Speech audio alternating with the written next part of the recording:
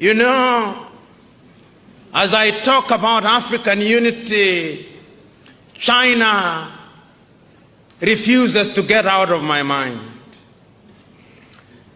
And I hope I'm wrong.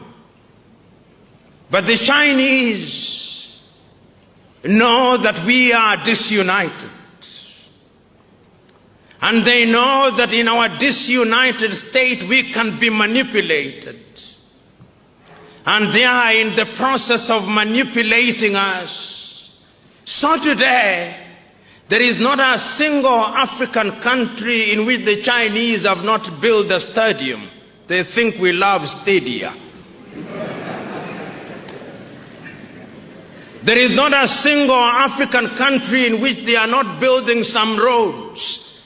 The Chinese are capable of delivering three types of qualities of the things they do. Quality number one, they take to the United States of America and Europe. Quality number two, they take to their fellow Asian countries, including India. Quality number three, which is at the very bottom, they dump in Africa, and the Africans consume them gleefully.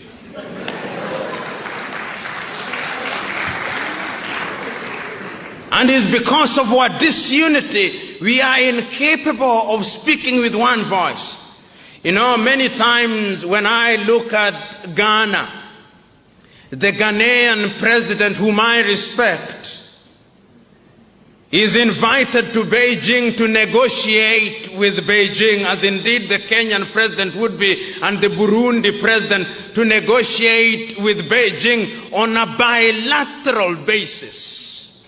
And when they invite African leaders, they humor them, complete with guards of honor and 21 gun salutes, so that they think that they are equal. But the Ghanaian economy's GDP is possibly 1/3 of the GDP of the city of Beijing. The Burundian economy is only $2 billion United States dollars, which is the same amount that an American professional boxer earns in 1 year.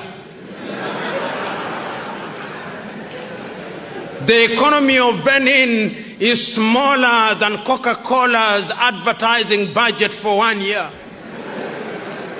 In other words, African economies are Mickey Mouse economies which cannot compete. And because we are disunited, we are incapable of moving as one unit. The European Union wants to have what they call bilateral negotiations with Benin. The European Union's combined economy, perhaps the largest market in the world today, is something in the neighborhood of 14 trillion United States dollars if you combine the European Union economy, and you have bilateral negotiations with Benin. That is smaller than the turnover of Standard Chartered Bank.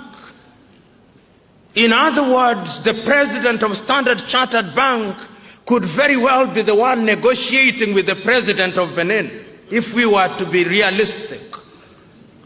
But that is because we are disunited. And I'm submitting to us that the only antidote to that is our unity. I know, as I said yesterday, that there are already efforts to move Africa in the direction of unity at the economic front, but the suspicions in Africa are too great.